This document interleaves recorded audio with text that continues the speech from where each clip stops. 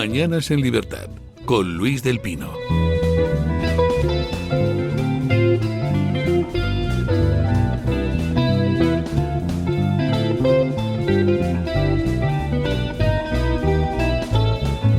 (8:43), 7:43 en las Islas Canarias, y empezamos nuestra tertulia de lujo con don Asís Timmermans. ¿Qué tal está usted? Muy buenos días, estoy bien, estoy de lujo.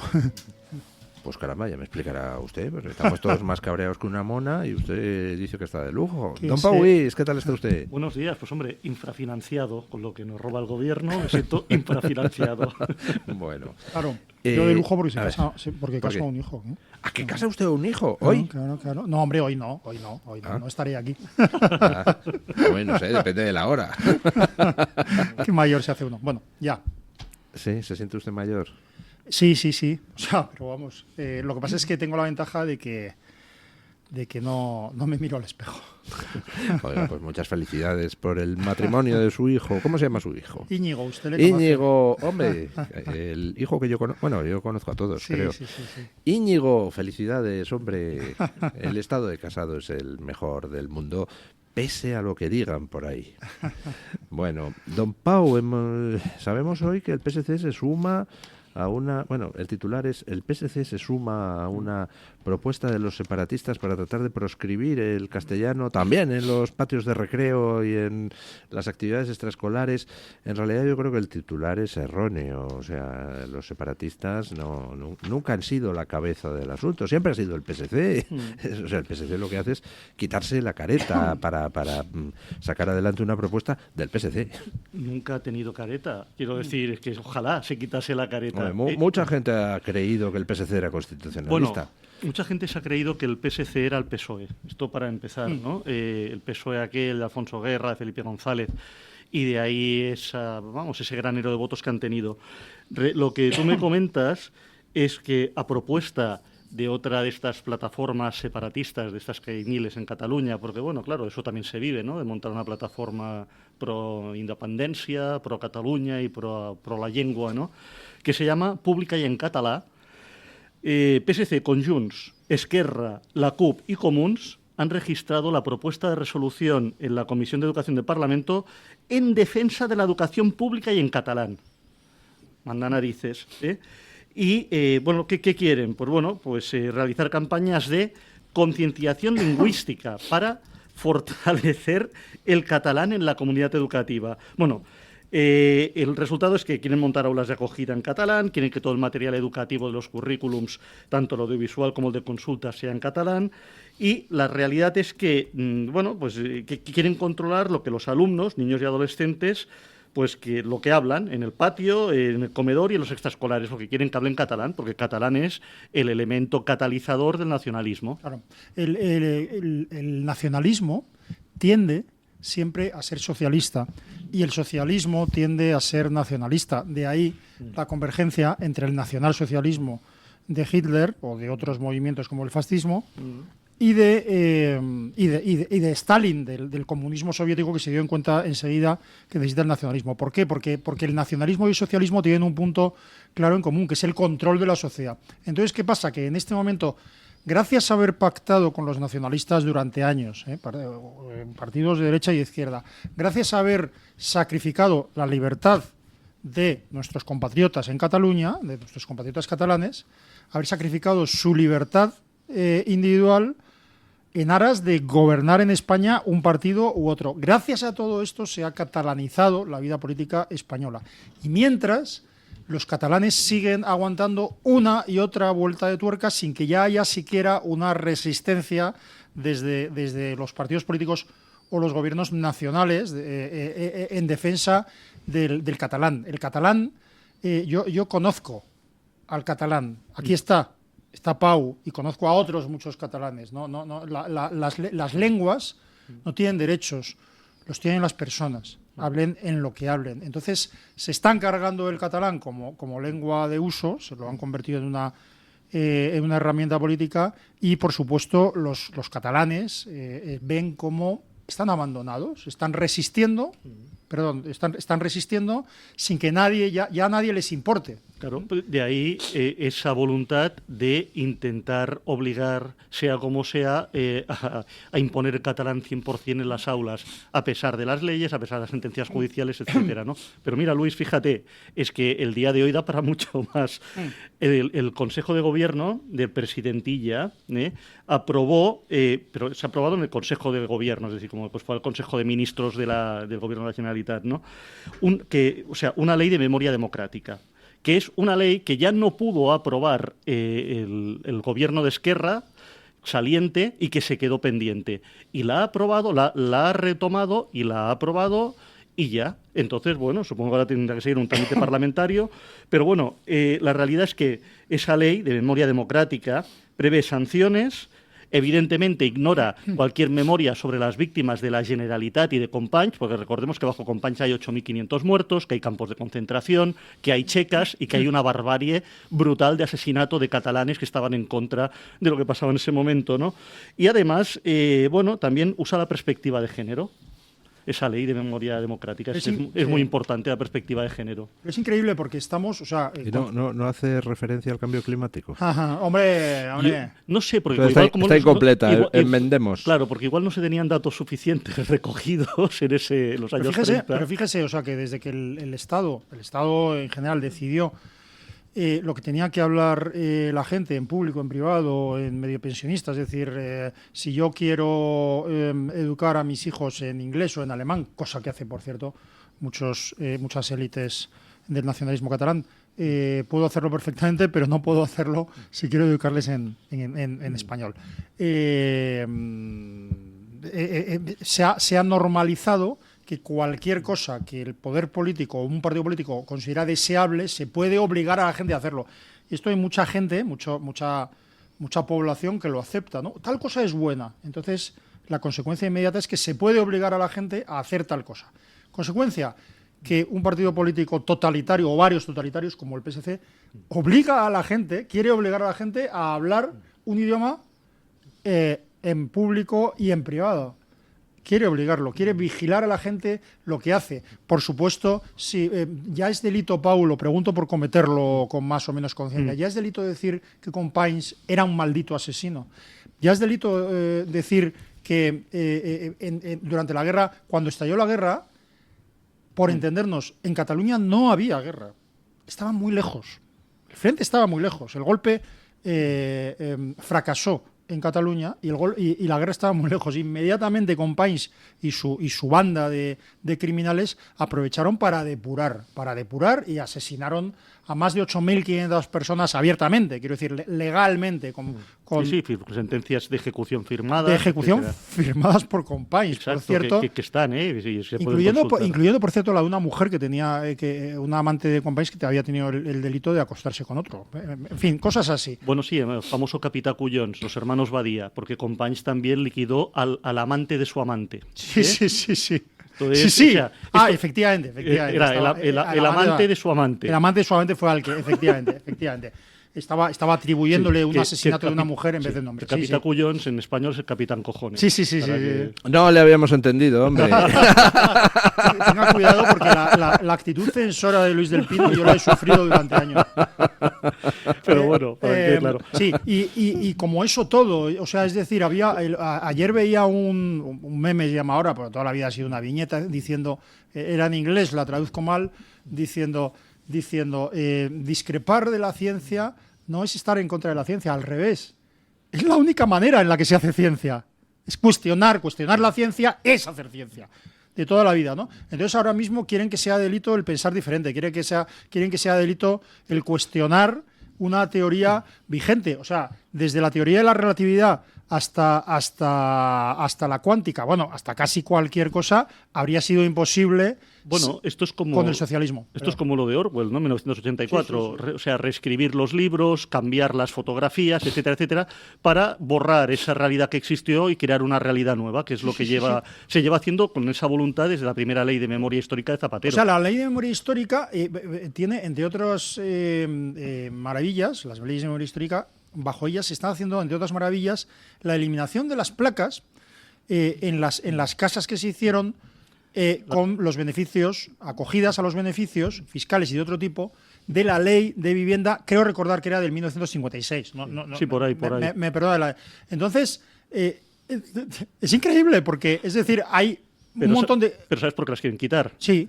Para tapar las viviendas que no hacen ahora. Claro, pero lo que quiero decir es que ya no es el antifranquismo que rezuman continuamente como claro, si Franco existiera, el franquismo existiera. No, es para tapar sus vergüenzas actuales. Claro. ¿Cuántos años lleva Sánchez y Sumar, Podemos y esa amalgama de extrema izquierda en el gobierno? ¿Qué llevan? ¿6, 7 años? Sí. Pues, ¿y qué han hecho con el tema de vivienda? Empeorarlo. Claro, pero lo que quiero decir es que si alguien llegara a la conclusión, por ejemplo, de que Felipe II fue un rey malo o intolerante, paréntesis, yo creo que fue uno de nuestros mejores reyes y un rey fantástico, ¿vale? Si alguien llegara a esa conclusión, yo creo que, no sé, les queda muy poco para irse al Escorial y eliminar cualquier rastro que revele que el monasterio del Escorial se hizo bajo el reinado y por orden de Felipe II.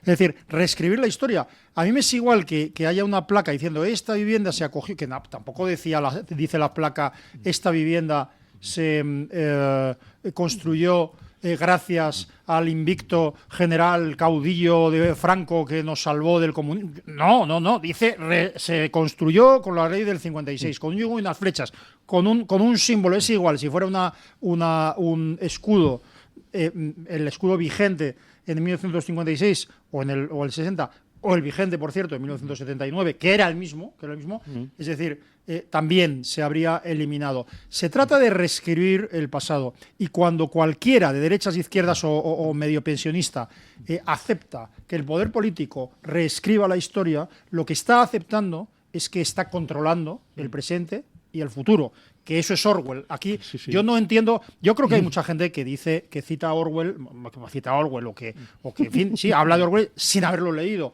pero lo que sí he comprobado es que muchísima gente lee a Orwell y parece no sacar ninguna enseñanza de esto. Es decir, a mí me gusta mucho la historia china y la historia china pues tiene una peculiaridad. La visión que tenemos de las distintas dinastías chinas es que eran todas sanguinarias, crueles, muy asquerosas, es decir, todo muy siniestro, ¿no? Claro, pues últimamente hay una corriente de relectura de la historia china que señala un hecho fundamental, y es que ¿quién escribe los libros de historia sobre una dinastía china? Pues la dinastía siguiente. Con lo cual, ¿qué dice? Que la dinastía anterior era lo peor de lo peor. Así que nos llega una visión de la historia falsificada sucesivamente. Lo mismo que con las dinastías egipcias, que cada dinastía que subía hacía la damnatio memoriae, pero a base de martillo y cincel. Borraban incluso los sellos de las tumbas, de las esculturas, de las arquitecturas que hacían, ¿no? Porque, claro, siempre era lo malo y ellos eran lo bueno, ¿no? Pero es que yo pienso que el problema, si lo traspasas a España, es que realmente, estamos viendo que la que había anteriormente es mala, que la actual es mala y que la próxima pues va a ser mala o peor, ¿no? Y esto es lo que me preocupa, en vez de asumir nuestra historia, en vez de asumir que somos tan nietos de Franco como de Largo Caballero, insigne asesino, como de otros muchos, en vez de asumir la historia de España, mire, yo no soy neutral, creo que esto no se puede decir, Dios mío, no soy neutral respecto a la Guerra Civil Española.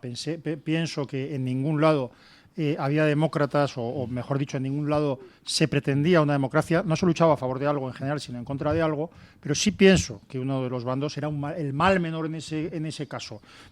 Creo que me podrían meter en la cárcel por esto. Yo coincido sí, con usted. Si un gobierno coge y asesina al jefe de la oposición, porque ¿qué espera la gente? Intenta asesinar esa misma noche a los 3 jefes parlamentarios de la oposición. Lo que pasa es que 2 de ellos, Gil Robles y Goicoechea, se esconden porque saben que van a ir a por ellos. Pero lo que quiero decir es que yo, que he tenido familiares en ambos bandos, más en uno que en otro, no sé, a lo mejor es que me lo enseñaron en casa, pero me sentí heredero tanto de un bando en el cual no luchaban por un régimen ni fascista, ni franquista, lo que sea, estaban luchando en contra de algo, ¿no?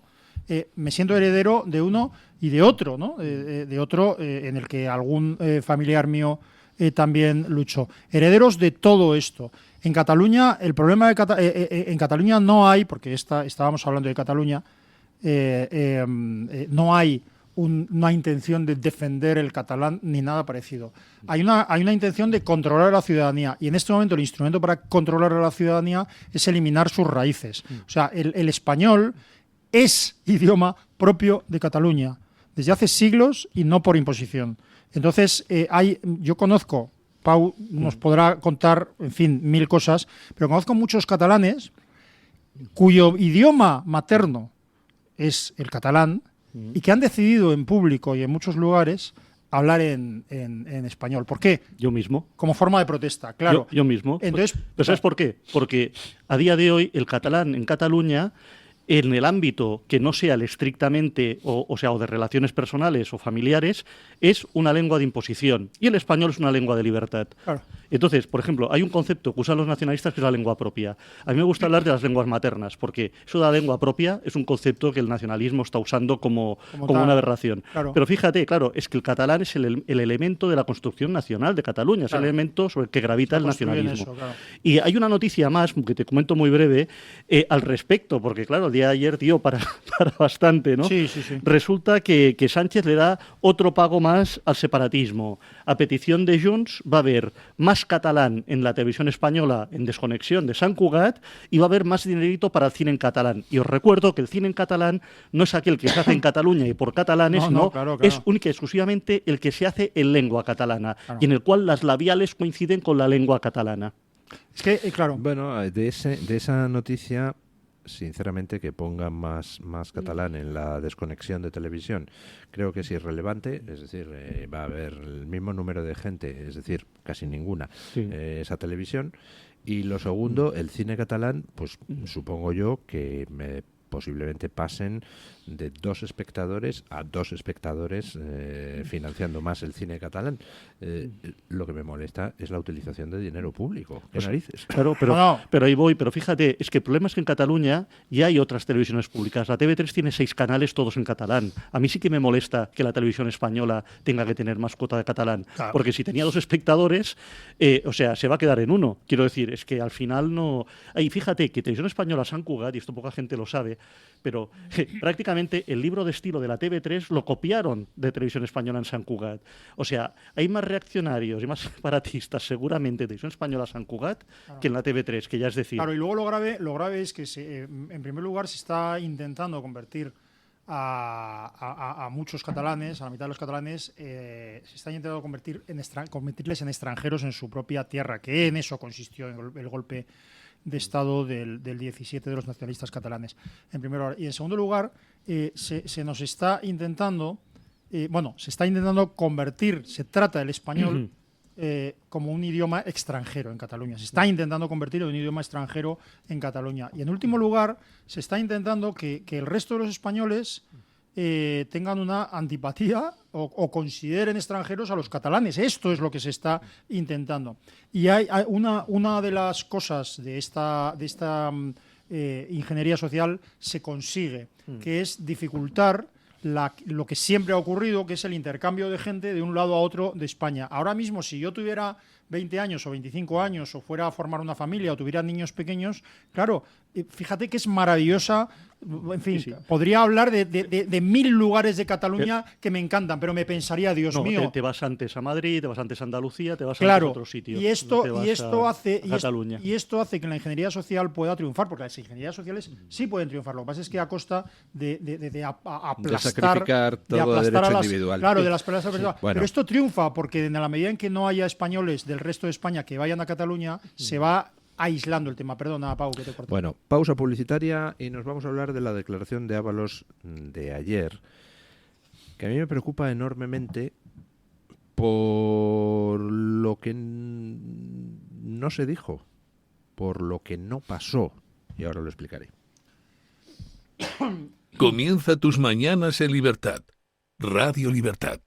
El DHA Omega 3 es clave en el funcionamiento normal del cerebro, la visión y el corazón. Si te preocupa el deterioro asociado a la edad, debes tomar DHA. El DHA de Mederi Nutrición tiene certificación IFOS, máximo estándar de pureza y calidad. Busca DHA Pure NPD1 o visita ahora mederinutrición.com. El restaurante El Torreón está de moda. Vende copas a la cima del Monte del Pardo. O disfruta platos como la auténtica carne picaña brasileña. Y los mejores pescados y carnes, como el lomo de buey auténtico. Cocina abierta de 11 de la mañana a 1 de la noche. Disfruta de su famosa paella con langosta y sus 7 amplísimos salones climatizados, grandes vinos y licores. Parque infantil, gran parking. Restaurante El Torreón. Naturaleza a 10 minutos de Madrid. Reservas en restauranteeltorreón.com. Luis del Pino, Alba Vila, Javier Horcajo y José Javier Esparza son Radio Libertad.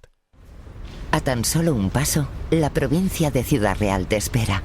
Un destino donde cultura, patrimonio, gastronomía y naturaleza se unen en una experiencia única. Saborea una gastronomía que cuenta la historia de su gente. Descubre paisajes donde la naturaleza es protagonista. Provincia de Ciudad Real. Tan cerca, tan diferente. Vive Sabor Quijote. Diputación Provincial de Ciudad Real. ¿Quiere anunciarse en la radio y no sabe por dónde empezar? En Radio Libertad le brindamos la oportunidad de promocionar su negocio en una emisora comprometida con la libertad de expresión. Aproveche nuestras ofertas exclusivas para nuevos clientes. Además, si aún no tiene su anuncio preparado, no se preocupe, nosotros lo creamos por usted. Contáctenos hoy mismo a través de publicidad@radiolibertad.es o llámenos al 91 732 4895. No lo piense más. Anúnciese en Radio Libertad. La libertad en tu radio.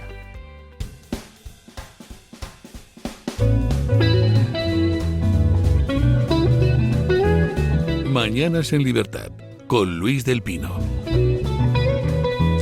Ayer tuvo lugar la declaración de Ábalos en el Supremo y se produjo un hecho, para mí, no sé si mis tertulianos estarán de acuerdo, enormemente preocupante. Jurídicamente, cuando hay muchas acusaciones populares presentes en una causa, pues es normal que los jueces traten de evitar todo guirigay, unificándolas bajo la dirección letrada de una de esas acusaciones. Eso es normal.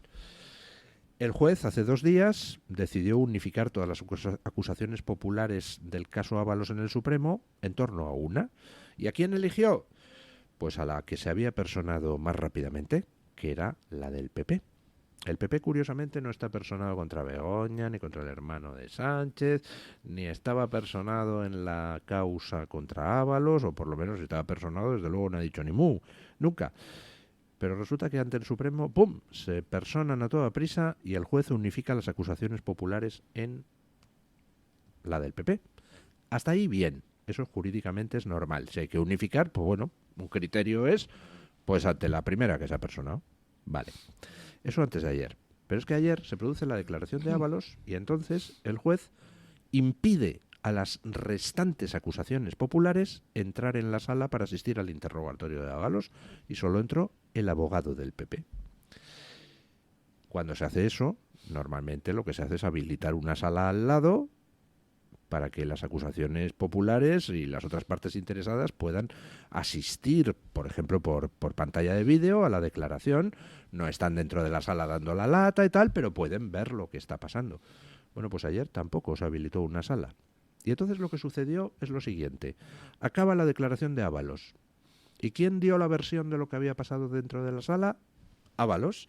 Salió, habló con los periodistas 3 minutillos, nada, aquí no hay comisiones, es mentira todo, Coldo lleva los detalles, yo no, patatín, patatán, Aldama es un mentiroso, yo ya he prometido que aportaré documentación, que apoya lo que digo, pues, ala, con Dios.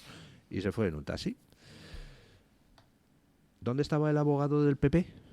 Es decir, ¿por qué el abogado del PP, nada más acabar la declaración de Ábalos, no salió a los medios a explicar con pelos y señales lo que había pasado en la sala? Porque hoy nos enteramos, por las otras acusaciones populares, que resulta que Ábalos se negó a responder a las acusaciones. Dejó sin responder 300 preguntas sobre detalles concretos de la posible corrupción denunciada por la UCO y por Aldama. ¿Por qué no estaba allí el abogado del PP a las puertas del Supremo para aclararnos eso? ¿Por qué se permitió que lo que llegara a los medios fuera la versión de Ábalos? Si hubiera estado, por ejemplo, Vox o Hazte Oír o Manos Limpias dentro de la sala, habrían salido de la declaración de Ábalos e inmediatamente le habrían dicho a los periodistas que aquí el maromo se ha negado a responder a las preguntas. Pues no hubo nadie que diera ayer esa versión. Y sinceramente me apesta mucho el asunto. He tenido que buscar en Google a ver quién es el abogado del PP. O sea, todos sabemos quién es el abogado de Vox en estos temas, Marta Castro, que está todo el rato atendiendo a la prensa, diciendo lo que pasa en los casos. El abogado del PP he tenido que buscar quién demonios es, que es el director de la asesoría jurídica del PP, Alberto Durán. Por lo menos ese es el que lidera la acusación popular. ¿Por qué no estaba ayer don Alberto Durán dando explicaciones exhaustivas y señalando los silencios de Ábalos, que era lo importante, ¿no? Sí. Sin eludir su pregunta, que voy a ella... Nada, usted hable de lo que le dé la gana, que para algo le traigo. Sí, el cultivo de los olivares... Es la leche. No, ayer... El otro día fui al psiquiatra, doctor, mis tertulianos me ignoran, y dijo, ¿qué pasa el siguiente? Ayer he escuchado algunas emisoras decir, estoy empezando a pensar que José Luis Ábalos ha pactado con el gobierno y he salido del gobierno.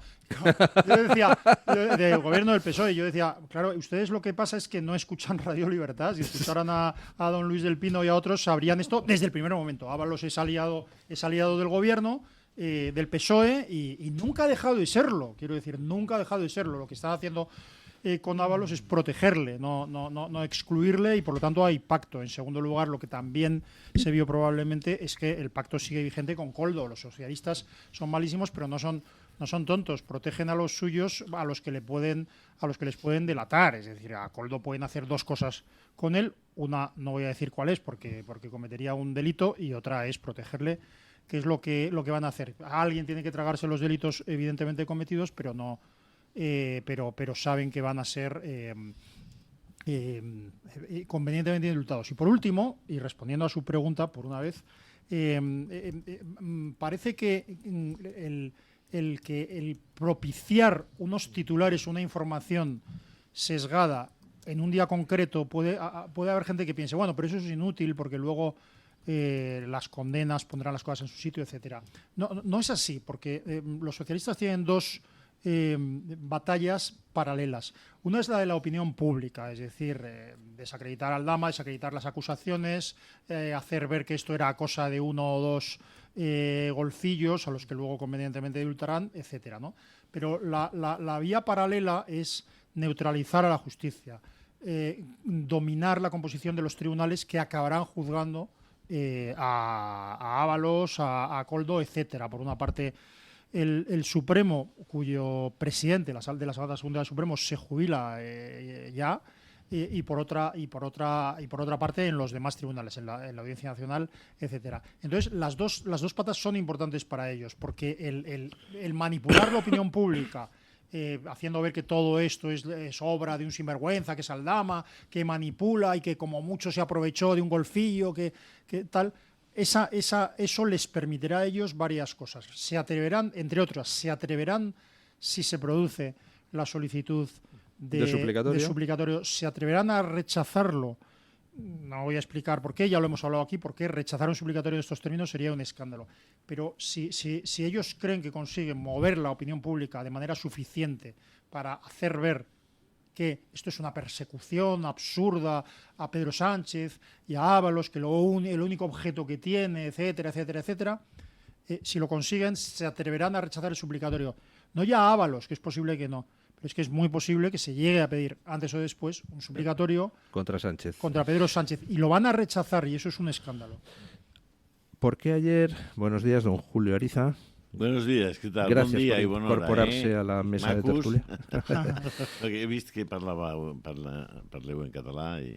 Claro. Yo Això siempre, m'agrada, siempre això. he Fa cantado. patxoca, això. Yo siempre he cantado a 25 de desembre. Fum, Cuando fum, nos fum. encontrábamos cuando yo me encontraba a los amigos a catalanes con mis amigos, intentábamos, cuando sin darse cuenta, o no, lo que sea, hablaban en catalán, intentábamos que no se dieran cuenta de que nosotros solo hablábamos en español, porque nos encantaba escuchar, eso me pasaba mucho en Valencia, nos encanta porque al madrileño, y en general al español, le gusta enterarse de cómo se habla otras cosas, y entonces, en cuanto de repente cambiaban, decían, no, perdona, y hablaban en español para que entendiéramos bien, nos fastidiaba, porque esto en Valencia me pasaba mucho, ¿no? Ahora han convertido el idioma, el que habláis muchos, el que muchos hablan, incluso como idioma materno, lo han convertido en un signo político de dominación, es increíble. Aquí a Radio Llibertat.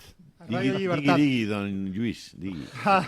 ¿Por qué cree usted que el abogado del PP no compareció ante los medios tras acabar la declaración de Ábalos? Ese es el gran cambio que se está produciendo, muy interesante. Hay algunos elementos que no son públicos, que lo van a ser ahora, porque esta es una radio, claro, y la escucha mucha gente, ¿no? El cambio, el abogado de Koldo, ¿no? No sé si sabéis quién es el abogado de Koldo. A veces hay cherché l'avocat. El abogado de Koldo es Manuel Medina Cuadros. ¿Quién es Manuel Medina Cuadros? Manuel Medina Cuadros es Villanueva del Arzobispo. No sé si os suena, un pueblecito de Jaén, de donde también es un conocido juez condenado por prevaricación, se llama Baltasar Garzón. Claro. El otro día podéis ver una fotografía muy interesante y muy descriptiva, porque este Medina Cuadros presentó un libro y en la primera fila de los que acudían a esa presentación estaba Baltasar Garzón y a su lado estaba Francisco González. Medina Cuadros ha intervenido en la defensa de una serie de personajes del IBEX muy importantes. No les ha ido mal, han sido bien defendidos. Medina Cuadros es un tío inteligente, es un hombre que viene prácticamente con una mano delante y otra detrás desde Villanueva del Arzobispo y digamos, recibe el apoyo incondicional de Baltasar Garzón, querido Emilio, y a partir de ahí monta un despacho con más de 400 abogados, Asís. En la Plaza del Marqués de Salamanca, que no es precisamente ahora. Ahora en la Plaza del Marqués de Salamanca, antes estaba en Hermanos Becker, donde el José Luis, es esa casa que era enfrente de los de Doña Carmen Polo de Franco. Bueno, 400 abogados, ese despacho lo vende Ángel Corcostegui, pero es un hombre muy importante y muy influyente en la Audiencia Nacional y en otros, digamos, ecosistemas judiciales. Este es el íntimo amigo de Baltasar Garzón, de Dolores Delgado, del gobierno, es el defensor de Koldo. Con lo cual le están protegiendo a Koldo. Sí. Digo que, quiero decirte, que son elementos que hay que ir poniendo en la batidora de lo que puede aquí pasar. Y el otro, todavía mucho más preocupante, es la posición del Partido Popular. Ayer, en un programa de un tipo que la verdad es que es delicioso y es un gran profesional, se llama Iker Jiménez, en ese programa se insinuó, y lo insinuó además el propio portavoz de Aldama, que habría otros gobiernos del Partido Popular que podían haber hecho también negocios con Aldama o con algunos de los cercanos a Aldama, ¿no? Y eso podría estar en la raíz, digo podría, porque no lo puedo afirmar, podría estar en la raíz del cambio de posición del Partido Popular en este asunto. Así que atentos a ese cambio de posición, porque claro, eso va a obligar a las acusaciones particulares a emplearse muchísimo más a fondo, a estar mucho más perspicaces. Las acusaciones populares. Sí, las acusaciones populares. Y claro, vamos a ver qué hace, porque un pacto PP-PSOE para tapar la corrupción del PSOE se apaga y vámonos. Bueno, entiendo que si efectivamente salieran datos que vincularan a Aldama con alguna administración del Partido Popular, entonces las acusaciones populares deberían recusar la presencia como acusación popular del Partido Popular en el caso, porque sería un escándalo. O sea, sería como lo de Pedro Sánchez, lo del fiscal general de Pedro Sánchez controlando a la fiscalía que le tiene que acusar de los delitos por los que es acusado, ¿no? En noviembre de Recordad 1900... también no, que Medina Cuadros es íntimo amigo de Alberto Núñez Feijóo. En noviembre de ¿Ah, 1900, sí? ¡Hombre! En noviembre de 1922, yo aquí hago de ilustrador lo que está diciendo don Julio. En noviembre de 1922, Medina Cuadros presentó uno de sus muchos libros que se llama Pasión por vivir. ¿Quién ofició de maestro de ceremonias del abogado de Coldo? Don Alberto Núñez Feijóo. Sí, claro. Acudió como amiga del autor. Menos mal que me he anticipado. Acudió como amigo del autor doña Margarita Robles. Claro, claro, pero este hombre ha sido el compañero, digamos, en el otro lado del banco de Baltasar Garzón, y Baltasar Garzón recomendaba a este hombre a los distintos jefes de las empresas del IBEX para que los impagados que tienen esas compañías, que son muchísimos, pues fueran gestionados para el cobro, para el recobro, por este despacho de este señor, que consiguió, insisto, uno de los despachos más grandes de España, si no el más grande. Don Julio, ¿usted cree que es posible que de alguna manera se esté intentando dejar todo bien atado para que cuando Sánchez deje el poder, si es que tiene intención de dejarlo, yo tengo ahí mis dudas, obtenga una garantía completa de impunidad? Tiene toda la pinta. Tiene toda la pinta de que eso va a ser así. A cambio de una alternancia en el gobierno. Tiene solo un problema, y además don Luis lo menciona muy a menudo, y es que la posición relativa de Vox va a modificar todo. O sea, si Vox tiene 25 escaños es una cosa, y si tiene 55 es otra. De todas maneras, lo que describía don Luis, el hecho en sí de la coordinación de las acusaciones que se articuló ayer y de lo que pasa después es significativo. Es verdad que la propia ley de enjuiciamiento criminal prevé la posibilidad de que si hay varias acusaciones populares, una de ellas coordine al resto. De alguna manera es como la jefatura de las acusaciones populares. Pero lo que dice la norma no es que se excluye al resto de las acusaciones populares, sino que se las coordina. Es decir, que esto incluye necesariamente tanto las reuniones y el acuerdo sobre cómo se debe ejercer la acusación popular por parte de todas, acuerdo que ejecuta, digamos, el coordinador, como la presencia de las acusaciones populares. No se las puede excluir. Es tremendo porque nos va a quedar solo prácticamente un frente, que es el de la libertad de expresión a través de las redes sociales, porque los grandes media están comprados, directamente comprados, con centenares de millones. Es decir, ¿quién se sustrae a eso? Es decir, son compañías que están cotizadas, que además tienen la gran suerte de que Televisión Española renunció a la publicidad. Bueno, se la quitaron y hacen lo que exactamente les da la gana. Y bueno, ya cuando te escuchaba esta mañana lo de Cataluña, como viví tantos años allí, me produce repugnancia ya. La actitud de muchos catalanes respecto a que les parezca bien que impongan una forma de hablar, un idioma, una lengua o tal, a millones de personas. Es un ecosistema tan totalitario. Sí, pero que eso les parezca bien a muchos españoles de fuera de Cataluña. Bueno, es más repugnante casi, creo yo, no lo sé. O parecido. Porque yo, el ecosistema catalán, a mí, yo me marché de allí con mis 6 hijos, salí corriendo porque no estaba dispuesto a que me los indoctrinaran o adoctrinaran, y por supuesto quería que su idioma siguiera siendo de uso habitual, fuera el español, por supuesto, porque es muchísimo más útil en el mundo que conocer el catalán, no por ningún tipo de factor que no sea ese, ¿no? Y de hecho yo hablo el catalán y lo escribo, no tengo ningún inconveniente. y mi mujer es catalana, así que tampoco tengo ningún perjuicio, ¿no?, contra eso. Bueno, pues vamos a ver cómo evoluciona el tema de lo de Ábalos, pero habrá que alzar la voz. Me dice algún oyente, bueno, pero ¿no estará usted diciendo que un juez del Supremo puede prestarse a componendas políticas entre partidos? Digo, hombre, Pues yo no sé si este juez del Supremo se ha prestado a componendas políticas. Ahora, que jueces del Supremo se prestan a componendas políticas, pues simplemente un dato. Cándido Conde Pumpido fue juez en el Supremo. Entonces, a ver si nos vamos a caer ahora todos aquí del guindo. Dios mío, qué escándalo, en este bar se bebe. Entonces, yo no sé si este juez bar se bebe. O sea, yo creo que... Yo no sé si este juez se ha prestado una componenda política y ha expulsado a las acusaciones populares como consecuencia de esa componenda política.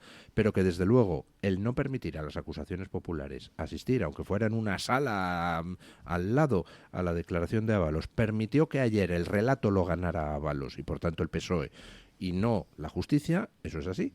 Entonces, pues bueno, me gustaría una explicación. Los jueces del Supremo, yo creo que en el Supremo hay un nivel jurídico extraordinario, por supuesto, pero los jueces del Supremo tienen un cierto, yo he conocido algunos que tienen un cierto sentido institucional, y no lo digo en buen plan, sino en el malo, es decir, que lejos de impartir justicia ciegamente, en ocasiones imparten justicia, digamos, con cuidado para las consecuencias, para las presuntas consecuencias para la estabilidad política del país o, en fin, la conveniencia, etcétera. Es decir, violan, todo el mundo lo hace de una medida u otra sin querer, pero violan esa necesaria idea de la justicia representada con una señora con los ojos tapados. Es decir, hágase justicia y perezca el mundo. Hágase justicia, aplíquese la ley como debe aplicarse. No diga usted, no, claro, porque es que si condeno a un... Miren, los periodistas tienen una tentación enorme, y caen frecuentemente en ella, que es la de entablar relaciones personales con los políticos. Con lo cual, a partir de ese momento, pues comprometes tu capacidad de poder arremeter contra ellos en un momento determinado. Claro. Con los jueces pasa 3/4 de lo mismo. Cuando los jueces compadrean con los políticos, se ven en eventos, depende su carrera de que otros jueces nombrados por los políticos les nombren o no. Cuando pasa eso, ¿podemos confiar en que los jueces van a marcar a los políticos? Hace 400 años, pues tú te vas a los archivos de Simancas y ves cómo la gente recurría desde el pueblo perdido de Albacete a la justicia del rey, porque, oiga, es que los jueces aquí, como resulta que son amigos del tío que me ha hecho la marranada, pues entonces no le quieren condenar, pido el amparo del rey. Te vas a buscar jueces que no tengan relaciones con los que están haciendo las marranadas. ¿Qué pasa hoy en las autonomías? Pues que hay casos que se están ventilando en los tribunales autonómicos y que juzgan jueces que han sido nombrados por los políticos autonómicos o que tienen relaciones con el político, con el primo, con el hermano, con el socio, y entonces, claro, así no puedes esperar nunca una justicia independiente. Mi querido Óscar Uceda, historiadores de Cataluña, o muchos otros podrían ilustrar esto mucho mejor, pero efectivamente la justicia de los reyes... Hay un caso curioso, hay mil casos, pero hay un caso curioso aquí en Madrid, ¿no? San Sebastián de los Reyes, que es una población que se funda de escapados, entre comillas, de alcobendas, y en quién se amparan, en los reyes que otorgaban justicia, los reyes católicos. Si lees cualquier biografía, pues la de Manuel Fernández o otras, ves como su labor fundamental, una de sus labores fundamentales era impartir justicia en todos los lugares, porque ellos impartían justicia, intentaban impartir justicia de verdad, en contra de lo que dice usted que era el conchabeo de los señores, digamos, entre comillas, de los señores locales. Locales. Pero dicho esto, es decir, hay gente que piensa, decía alguien ayer, lo importante es conseguir que se vaya Sánchez. No. Por supuesto, es esencial que se vaya Sánchez, pero lo importante es hacer un diagnóstico bueno de la situación. Lo importante es, si esto es un proceso totalitario, un proceso en que se conquistan las instituciones, tiene poca importancia que el sátrapa se llame Sánchez o se llame Pérez. Es decir, lo que hay es que hacer el diagnóstico correcto y desmontar el sistema. Desmontar el sistema quiere decir desmontar la conquista de la justicia por parte de los políticos, desmontar todo eso. Entonces, si el Partido Popular o alguien quiere llegar a un pacto con las instituciones de forma que conseguir que se vaya Sánchez a cambio de impunidad, lo que está haciendo probablemente, aparte de que no creo que consiga que se vaya Sánchez, lo que está haciendo probablemente es perpetuar una satrapía, perpetuar el fin ya del Estado de Derecho. Yo decía ayer una cosa muy brevemente, y la digo hoy. Si escuchas las declaraciones de Patxi López, del infame Patxi López, el que le dijo, Patxi, dirás cosas que nos helarán la sangre, dijo la madre de los Pagaza Ortundúa. Si escuchas las declaraciones de Patxi, si escuchas, por supuesto, a Pedro Sánchez, si escuchas todo esto, te das cuenta de que la actitud chavista, la mentalidad chavista, ya la tienen. Y la voluntad de acabar con el Estado de Derecho ya es expresa. Ya existía en el PSOE, pero ya es expresa. Ya ha dicho el portavoz parlamentario, nada menos. Hay jueces que nos acosan, por lo tanto vamos a actuar contra esto. Ya es expreso la voluntad de acabar con el Estado de Derecho. Hay que aprender la lección. Sí. Si se llega al poder, hay que ejercerlo. Y ejercerlo en serio. Claro. Se acabaron las coñas. O sea, es decir, que la gente lo sepa. Y si se llega al poder hay que llegar con la fuerza suficiente para que no haya un maricomplejines de por ahí cerquita que decida no ejercerlo de nuevo. Claro. Es decir, esto se ha acabado. Pero si hay es que ellos han llevado, han llevado esa ventana de Overton, es que ya no hay ventana. O sea, es que nos han cerrado todas las posibilidades de decidir cómo educamos a nuestros hijos, de decidir si fumamos o no fumamos, de decidir si vamos en coche o vamos en tal, si la ciudad tiene que ser de 15 minutos. Oye, escucha, hemos renunciado a la soberanía alimenticia, a la soberanía energética, a la soberanía sanitaria. No hay nadie que planifique nada. Tío, pero ¿de qué cojones? ¿De qué estamos hablando? Ayer mi hijo... Bien, se ha contenido usted. Bien. Bien. Ayer mi hijo, que es ingeniero industrial, descubrió, entre comillas, una parte de la historia de España muy curiosa, que fue el plan energético, el plan de energía nuclear desarrollado a finales de los años 60 en España. Un plan cojonudo del cual, perdón por la palabra... Un plan estupendo. Estupendo, en el cual la central de Lemoniz era solo una parte de una serie de centrales nucleares que habrían proporcionado una independencia energética fundamental, o sea, una autonomía energética a todo el norte de España. Bueno, en fin, y por cierto, parte de esto era el plan serio de obtención de capacidad de fabricación de armas atómicas en España, ¿verdad? Es decir, todo esto se vendió por intereses particulares. Se vendió. Igual que el Sáhara español, todo esto se vendió por políticos por mucho dinero, por intereses particulares. Entonces, volviendo al presente, si no se derroca a Sánchez y a lo que supone el sanchismo y no se les juzga, no hay esperanza para el Estado de Derecho y para este régimen. No sé si en el futuro habrá esperanza. Solo por lo que han hecho en Valencia, merecen cadena perpetua, prisión, ¿cómo se llama? No revisable, ¿no? Perpetua no revisable. Sí. Es que han matado a gente. Claro, yo creo prisión permanente no revisable. Claro, puede haber responsabilidades. Hay responsabilidades claras en la gestión de todo esto, ¿no? Y entonces la idiotez, la torpeza, el desconocimiento, muchas cosas son punibles, ¿no? Tanto en lo político como en lo penal.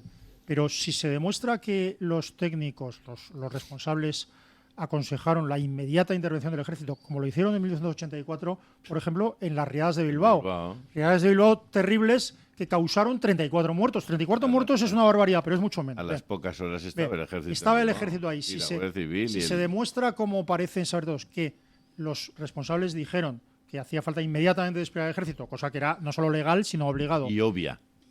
Y que un sátrapa desde la India, donde estaba agasajando a su mujer, dijo que no, que se cocieran en su salsa, esto es un crimen. Claro. Esto es un gravísimo crimen. Claro. Si no responde de estas cosas, no importa que Sánchez desaparezca. Hay que irse. Es que no tienes ninguna garantía de que vas a seguir en libertad las próximas 2 horas. Claro. Estás dependiendo de unos mafiosos. Pero si Villarejo sigue en la calle, pues y hemos conocido todos los audios y todos los que estaban con él en los audios y lo que decían en esos audios y lo que dicen, y siguen allí y están en la Audiencia Nacional los que estaban en esas comidas y están en la policía. Pero si da pavor, hombre. Y la fiscal general del Estado sigue ahí sin ser la que fue fiscal, sigue sin responder. Que bebía de la copa. Joder. Cuando fue, claro, y no solo bebía de la copa, sino que en esa misma cena o en esa misma comida intercambiaba información de carácter sexual con Villarejo sobre los magistrados mientras le estaba contando el propio Villarejo que utilizaba información de carácter sexual e incluso obtenida por vía sexual para chantajear a gente. Y en ese momento, la ministra de Justicia y fiscal general del Estado posteriormente estaba intercambiando información sexual con un delincuente. Y no pasa nada, no ha pasado nada. Ahí siguen. Y Claro. ahora Francisco González se sienta en la foto al lado de Baltasar Garzón y envían el mensaje a los jueces que tengan que juzgar a Francisco González de que ya es Medina Cuadros el abogado de... Claro. Sí, yo tenía... Y Garzón, el abogado de... Yo tengo un amigo que hablábamos esto hace tiempo y me decía, claro, pero es que hay que tener mucho cuidado con esta oposición al PSOE, porque claro, en este país, Timmer, en este país ha habido una guerra civil y yo decía, mira... Sí, la montaron ellos. Claro, y yo digo, mira, no quiero, hay cosas distintas ahora, etcétera, pero tú dices, tu problema es que ha habido una guerra civil en este país hace 70 años o hace 80, ¿y por qué te empeñas en cometer los mismos errores que se cometieron y que nos llevaron a la guerra civil? Clara Campoamor, en su libro escrito en París en 1936, a donde se fue corriendo para que no la mataran, escribió para que no la mataran los del Frente Popular. Los del Frente Popular, los propios, escribió una cosa en un libro que se llama La Revolución Española vista por una republicana. Escribió una cosa muy curiosa, decía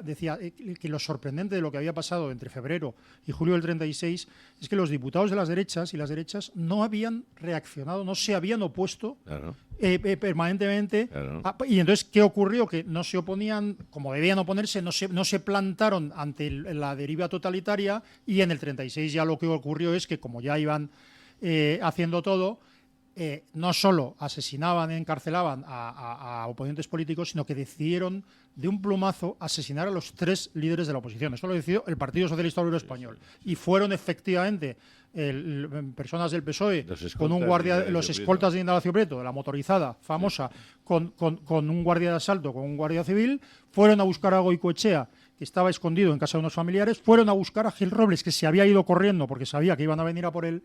Pero cogieron a José Carlos Sotelo esa misma noche y le pegaron un tiro en la misma furgoneta en la que se lo llevaban.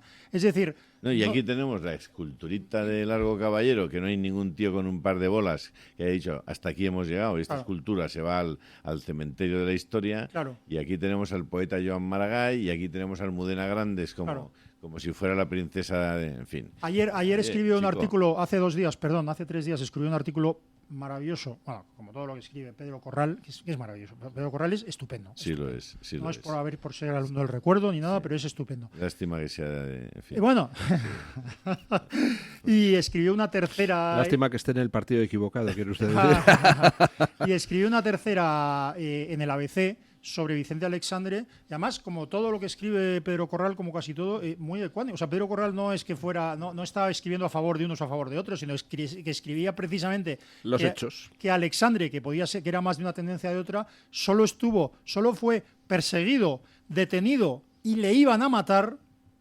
miembros de una checa republicana. Es decir, que luego vivió conforme o no durante el régimen franquista, no, pero su peligro de muerte fue, y su amenaza y los que quisieron matarle fueron...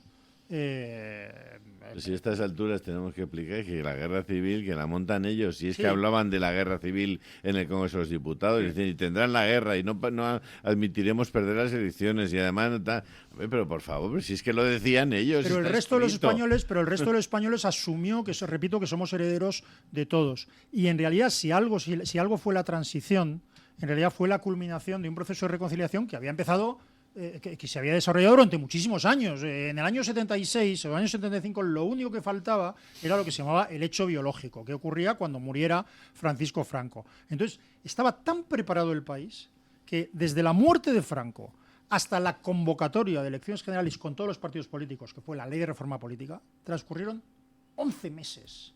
11 meses.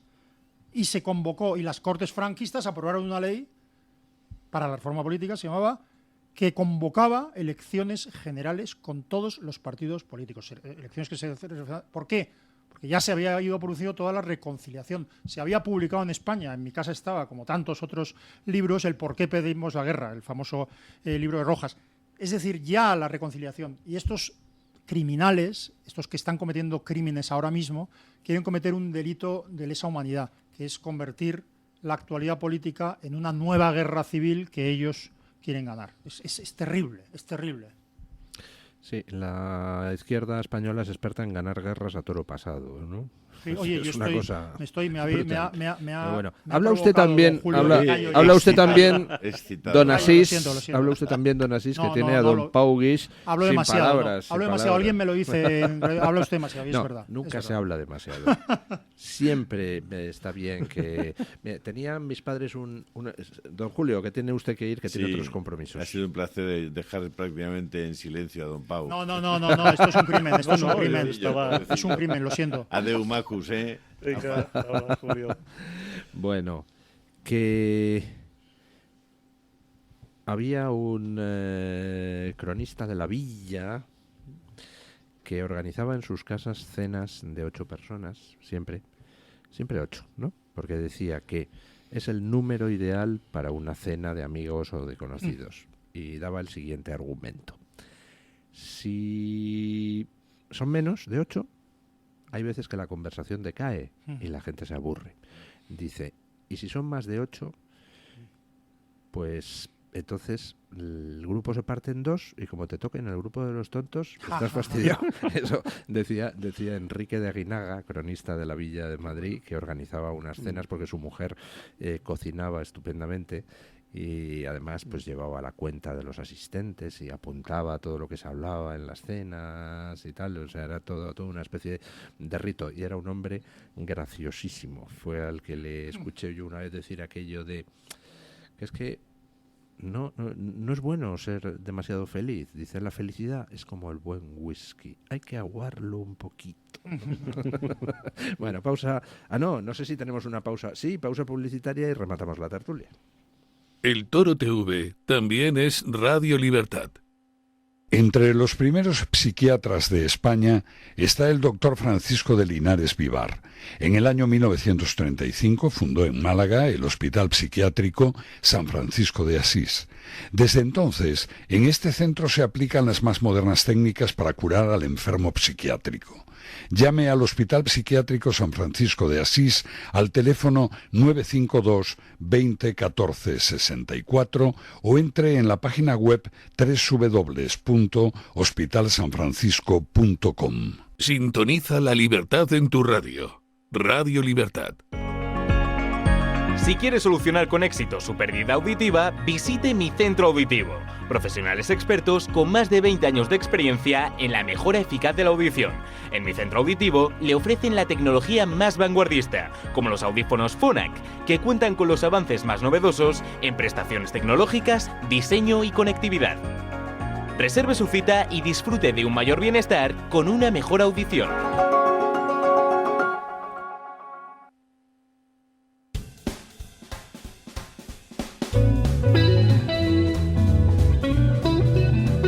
Mañanas en Libertad, con Luis del Pino.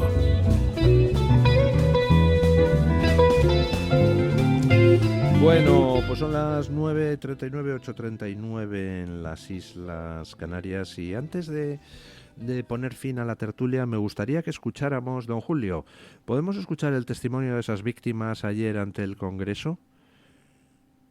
Porque ayer 3 víctimas se plantaron, 3 personas que han perdido a sus familiares, se plantaron delante del Congreso a denunciar lo que ha pasado allí en Valencia y a anunciar que quieren justicia. Y la verdad es que era particularmente conmovedor escuchar lo que tenían que decir. Lo que tenían que decir las personas que han perdido a familiares y a las que, por tanto, las mamarrachadas políticas y las declaraciones pues les sirven de muy poquito.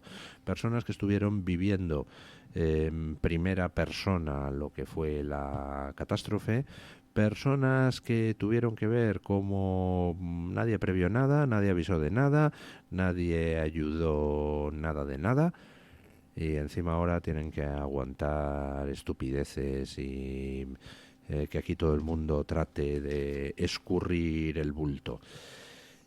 Tenemos esas declaraciones, don Julio, escuchémoslo.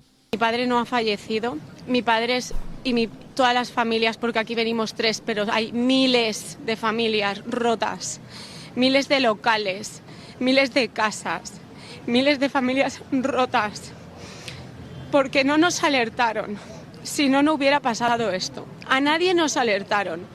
pero tampoco nos socorrieron. Nosotros estuvimos esperando rescate, nadie nos rescató.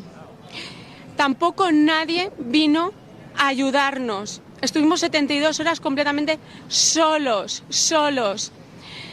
Yo hablo por mí en este caso, estuve subida pilas y pilas y pilas de coches llamando a mi padre por si lo encontraba todavía con vida. En el rescate de su padre no gastaron ni un solo euro.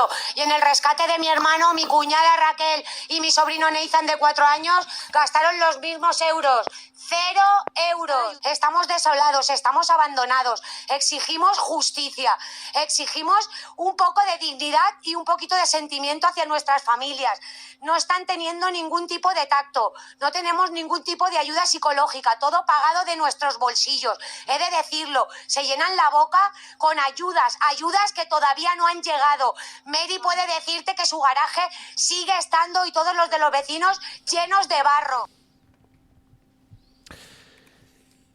Yo espero que alguien pague ante la justicia lo que no se hizo antes de la Dana para prevenirla, lo que no se hizo durante la Dana para avisar a la gente de la que se avecinaba y lo que no se hizo después de la Dana para socorrer a las personas.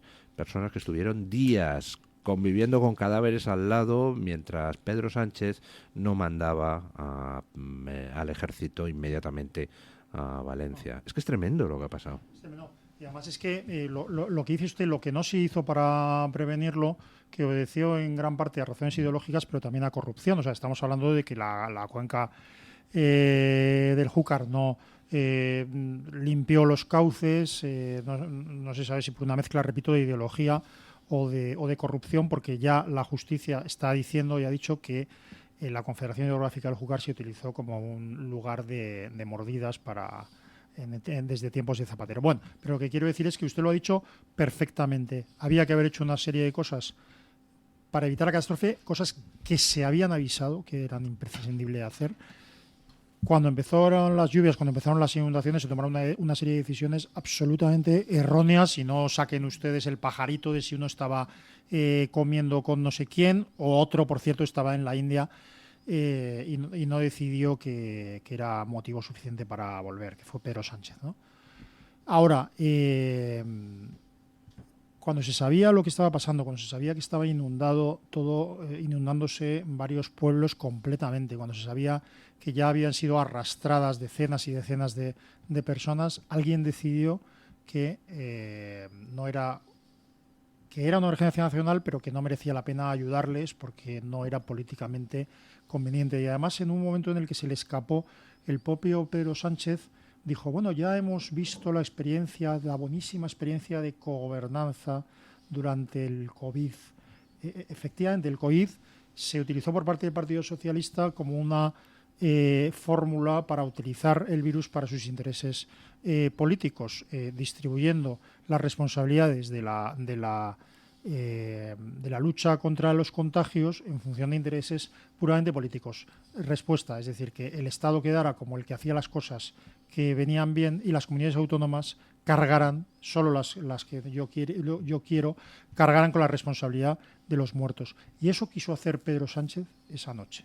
Eso quiso hacer. O sea, es decir, se puede depurar todas las responsabilidades que quieras de antes o durante la inundación. Pero la noche del martes se sabía perfectamente que había que desplegar masivamente al ejército, no ya para limpiar, sino para allanar, para permitir la llegada de las maquinarias, de los equipos de rescate, entre otras cosas, para ver si se podía salvar a los familiares de esas personas que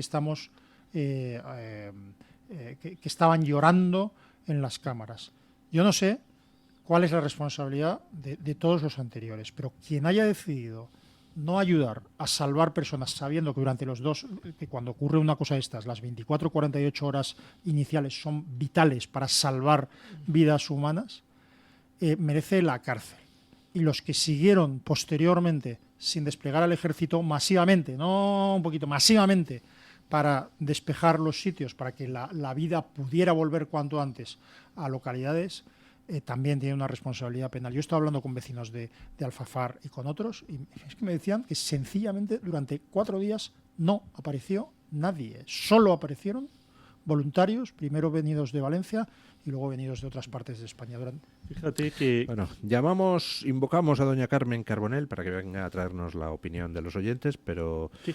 No, que fíjate que esta gran tragedia de la Dana representa una imagen muy clara de la decadencia del sistema actual que tenemos en España, que es lo que estábamos hablando antes, ¿no? Y creo que además es una carencia democrática muy grave, porque en cualquier país democrático primero se asumirían las responsabilidades políticas y luego vendrían las responsabilidades civiles y penales que procedieran, por un lado. Por otro lado, también ha demostrado lo mejor de conjuntos españoles, gente de todas partes que se ha volcado en el apoyo a las víctimas de la Dana ante la pasmosa y fantasmagórica visión y espectáculo que han dado las instituciones de no socorrer a las víctimas. Y muchas habrían podido salvar la vida si se les hubiera socorrido, como dices tú, esa misma noche o al día siguiente. Sí. Bueno, ya está aquí doña Carmen Carbonell para traernos la opinión de la audiencia, donde les planteamos una pregunta que tiene que ver con lo que sucedió y lo que no sucedió ayer. Doña Carmen, ¿qué dicen nuestros oyentes? Pues lo primero de todo, don Luis, hay que darle las gracias a Chocolates y Dulces Matías López en www.chocolatesmatiaslopez.es, donde pueden encontrar toda la variedad amplísima de chocolates que tiene esta fábrica. Ya saben ustedes que cumplen 200 años, que el fundador es Matías López y López, y que en este caso estamos hablando de un chocolate que es 100% puro de Venezuela, con habas de cacao de Venezuela, que no contiene ni manteca de cacao, ni leche, ni azúcares añadidos, ni vainilla, ni gluten, ni proteínas lácteas, ni emulgentes. O sea, ¿qué es esto? Cacao y más cacao. Vamos, un auténtico lujo, 100%, como les digo, venido de Venezuela. Es una edición limitada, que hay 2.000 tabletas, esta es la 244, y esta vez no nos ha dado tiempo, don Luis, a preguntarle a la audiencia quién se lo merece, pero ya han empezado durante todo el chat a decir que don Pau Guix estaba hablando poco, así que le vamos a dar un poquito de chocolate para que se lo lleve a Cataluña. Y que para que la próxima vez venga con los guantes de boxeo, cada vez que Asís Timmermans intente hablar, ¡pua! No, prometo. No, yo os dejo hablar, vuestra opinión me interesa mucho. No diga eso. Yo os dejo hablar. Hace años que no se habla del SENI, del famoso SENI catalán, porque ya casi parecía una burla, pero el SENI es usted. Bueno, pues por eso se lleva este chocolate de Matías López, ya lo saben, www.chocolatesdulcesmatíaslopez, y ahí los encuentran toda la amplísima gama, y además hay chocolate tostado, chocolate capricho, que es el chocolate blanco, chocolate con leche, chocolate negro 100% y de diferentes porcentajes, como por ejemplo el de 70%, que en particular es mi favorito. Y ahora, pensando en la Navidad, tienen unos packs de regalo que son una auténtica joya. Y don Luis, voy con los resultados de esta libre encuesta. Hoy la pregunta era en torno a si había cierto conchaveo entre el PP y el PSOE, el famoso PPOE, en según qué asuntos, como por ejemplo el caso Koldo, el caso Begoña, en fin, temas relacionados con la corrupción. La pregunta concretamente era: ¿cree que el juez impidiera que las acusaciones populares, salvo la del Partido Popular, asistieran al interrogatorio de José Luis Ábalos en el Tribunal Supremo, responde a un pacto entre el PP y el PSOE para poner sordina al tema de la corrupción? Pronúnciense, queridos tertulianos. ¿Sí? ¿No? ¿No lo saben? Hombre, no sé si hay conchaveo o no. Lo que ve la situación del juez, me parece vergonzoso que tenga que escoger como representante a un representante de un partido político, habiendo tantas acusaciones particulares. A mí me cuesta pensar que haya conchaveo con el juez, pero desde luego creo que hay una intención del Partido Popular de descabalgar a Sánchez, pero sin hacer demasiada pupa que altere el sistema. Ya. ¿Qué dicen nuestros oyentes, doña Carmen? Pues don Luis, el 86% de los encuestados cree que sí, que hay ese conchaveo entre el Partido Popular y el PSOE para poner esa sordina al tema de la corrupción. Hay un 6% que dice que no y un 8% que no lo sabe. Y me quedo con 3 comentarios. Este es de la comunidad de YouTube, lo firma Maribel Moya Ruiz, que dice: no puede haber otra explicación, aunque me resisto a creer que el Tribunal Supremo esté politizado. Aún quiero creer en la justicia y me decepciono sola. Y en Twitter, alguien que se hace llamar Solideo Honor y Gloria dice que no cree que un magistrado del Tribunal Supremo se preste a hacer pactos entre partidos, y me ha encantado un comentario de 20.1 que dice: si anda como un pacto, parpea como un pacto y tiene aspecto de pacto, es un pacto. Muy bueno. Bueno, muchísimas gracias, doña Carmen Carbonell. Gracias a los oyentes que han enviado su opinión. si parpea como un Pacto. Un pato o un pacto. No sé qué es esto. Bueno, tenemos todavía un par de minutillos, don Asís Timmermans, y querría que comentáramos un momentito lo que está pasando en Siria, donde, bueno, pues estamos viendo cómo ha colapsado un país en 8 días. O sea, es una cosa espectacular. Y entonces ahora parece que hay unas negociaciones para formar ahí un gobierno, pero es un país que está partido. En el sur los drusos y los cristianos, en el noreste los kurdos, el resto pues una amalgama de grupos, unos suníes, otros chiíes, unos más terroristas, otros menos, otros no terroristas, pero un follón de 3 pares de narices. Los turcos han empezado a invadir Siria por el norte para tratar de evitar que los kurdos hagan ahí un estado kurdo. Los israelíes han invadido el sur de Siria para que no se les pongan islamistas en la frontera, y ahora tenemos a los drusos del sur diciendo que ellos prefieren vivir en la zona ocupada por Israel que en el resto de Siria, ¿no? Bueno, ¿qué espera usted que pase, don Asís? No lo sé. Complicada pregunta. No, hombre, voy a hacer la recomendación más prudente, que es escuchar y leer a analistas internacionales serios, porque lo que estaba pasando en Siria es como era el continuóse del empezóse de ustedes, ¿no? Es decir, esto viene de lejos, en primer lugar. En segundo lugar, estamos entre Guatemala y Guatepeor, ¿no? Esto es consecuencia indirecta, claramente, del debilitamiento por parte de Israel de los grupos terroristas chiitas, ¿no? Y concretamente de Hezbollah. Hay la izquierda radical española y la izquierda no tan radical española, que siempre ha apoyado la satrapía que imperaba en Siria. Es vergonzoso, porque realmente es verdad que el único régimen laico que había en Oriente Próximo estaba comandado por un régimen salvaje. Y recuérdate, así, satrapía que utilizaba contra su propia gente armamento químico. Que poca broma. Claro, ahora ha destruido Israel esas... Claro, y masivamente. Entonces, yo ¿qué creo que es lo que está sucediendo? Y veremos la entrada de Donald Trump, creo, con toda sinceridad, que va a ser muy buena en esto. Probablemente no se puede reconstruir o construir una Siria determinada, pero sí se puede evitar que haga ciertas cosas.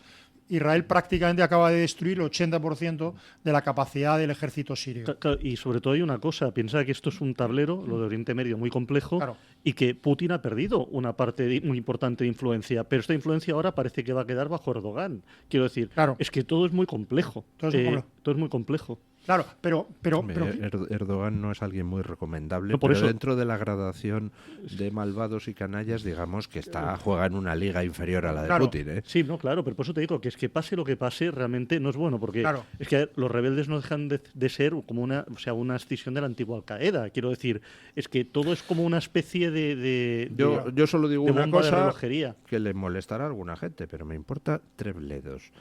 Lo mejor que le podría pasar a las mujeres y a los homosexuales sirios es que Israel se quedara con una parte lo más grande posible de Siria para que pudieran ir a vivir allí, porque allí no se les perseguirá ni por ser mujeres ni por ser homosexuales. Es que lo más probable, o sea, lo que casi no va a pasar con toda probabilidad es que Siria se convierta en una democracia.